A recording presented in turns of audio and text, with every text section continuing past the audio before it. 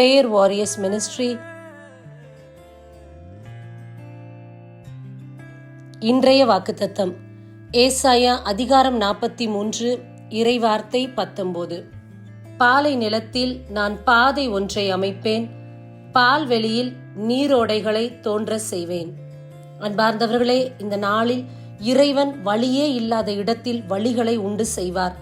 இதோ உங்களுக்கு விளைச்சல் இல்லாமல் வறண்ட பகுதியா இருக்கக்கூடிய இடத்தில் கூட நீரோடைகளை ஆண்டவர் தோன்ற செய்வேன் என்று சொல்லியிருக்கின்றார். இந்த நாளில் உங்களுக்கு கிடைக்காத காரியங்கள், இது நடக்குமா நடக்காதோ என்ற ஐயப்பாடோடு இருக்கக்கூடிய ஒவ்வொன்றையும் இறைவன் இந்த நாளில் அதை ஆமேன் என்று உங்களுக்கு வாய்க்கு செய்து கொடுக்கின்றார். இதோ வழி தெரியாது நீங்கள் தத்தளித்து இருக்கக்கூடிய இடங்களில் உங்களுக்கு வழிகளை உண்டு செய்கின்றார்.